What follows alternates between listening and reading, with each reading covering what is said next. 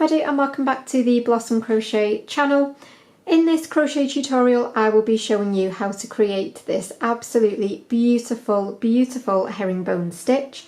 Now this is definitely more for an advanced beginner. I definitely wouldn't recommend jumping straight into this as your first project. It's definitely a more adventurous stitch and has some funny techniques to be using.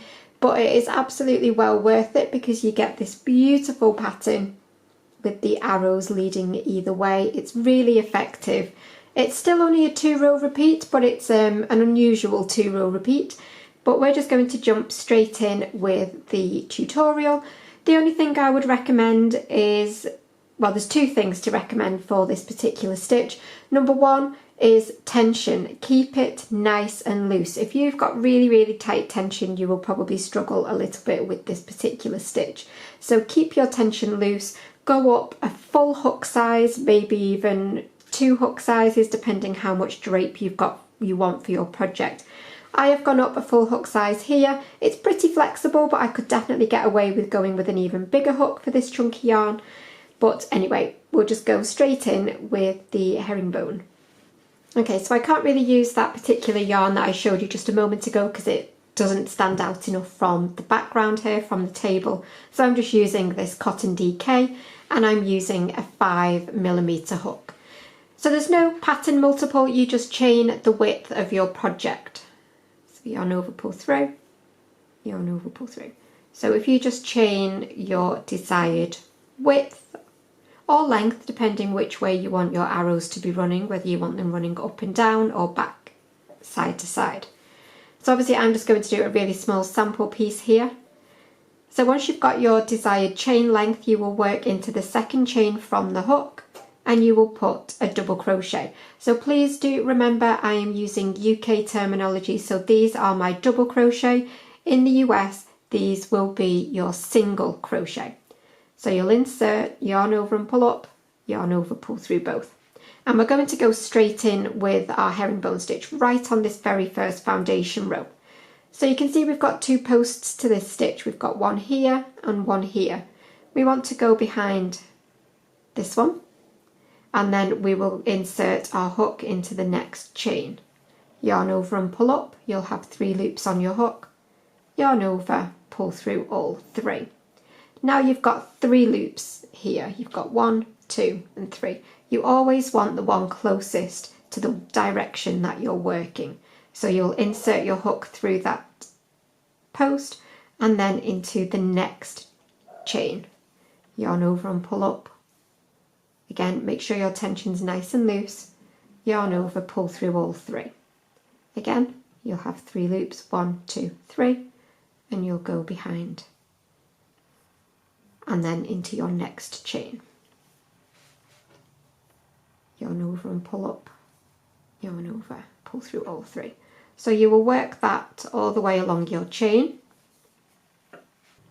I've worked that pretty much all the way along. You can see I've got 1 chain left to work into.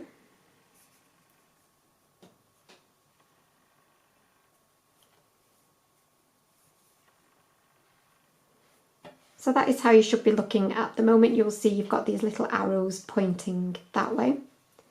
You're going to chain 1 and we're going to turn. Now this is row 1 of your pattern repeat. So there's row 1 and there is row 2. So this is row 1. This is the fiddly row. I will just put that out there right now. So we've chained 1 and we've turned.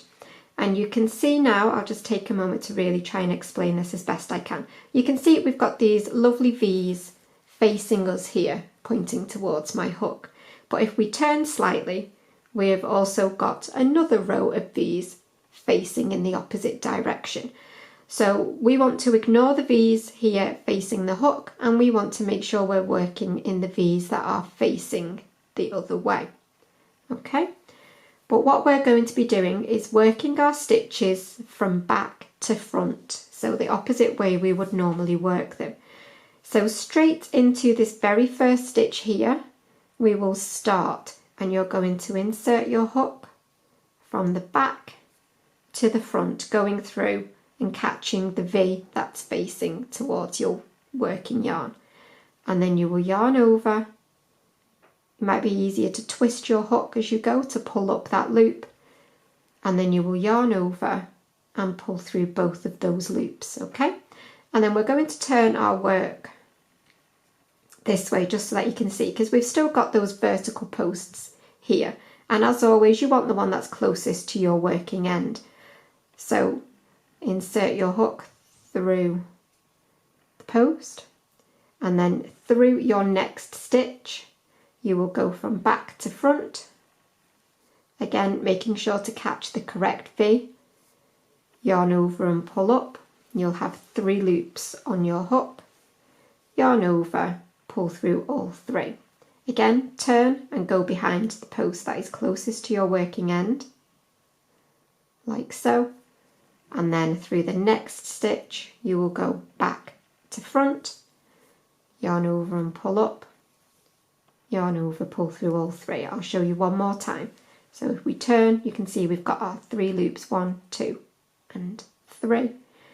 We want the one closest to our working end, and then through our next stitch back to front, catching the V that's pointing that way, yarn over and pull up, yarn over, pull through all 3. So if you work that all the way along, I will meet you as you get towards the end. I'm almost towards the end now. You can see I've got one final stitch to work into, so I will catch my post and then do my final stitch. It can be a little bit fiddly doing this last one, making sure you get the V, yarn over and pull up, and just complete your last stitch. So again, that is how you should be looking. There is a front and a back obviously, so we are now going to chain 1 and turn, and you can see we're starting to get those beautiful arrows pointing along our work. So this now is row 2, so you've just completed row 1 and now you're on to row 2. Again, you've got these here which point away from us this time, which point that way, and if we turn we've got V's that point towards our hook. So this time we want the V's that are pointing towards our hook, so it's the ones that are just as we turn our work towards us. You want to ignore the ones that are facing you and work into the top. You're going to start straight away in your very first stitch just here. You will insert your hook, yarn over and pull up, yarn over, pull through both. If you're not very confident with keeping your edges nice and straight and you miss stitches at the ends of your rows, pop a stitch marker into this stitch right now so that you know when you work back along in a moment exactly where your final stitch needs to be worked, and that will keep your edges perfectly straight. So on this first stitch we've only got 2 posts, but we're going to go as always behind the one closest to the direction we're working, and then through the next stitch. So again through the V, but the ones this time facing your hook. Yarn over and pull up, yarn over, pull through all 3. This time you'll be back to having 3 posts, but again you only want that final one, and through the next stitch. Yarn over and pull up, yarn over, pull through all of them. And again now you will work this all the way along, and I will meet you towards the other end where we will firm up that final stitch placement in just a second. Okay, I'm almost at the end. You can see I've got one final stitch to work here, which I will do as normal.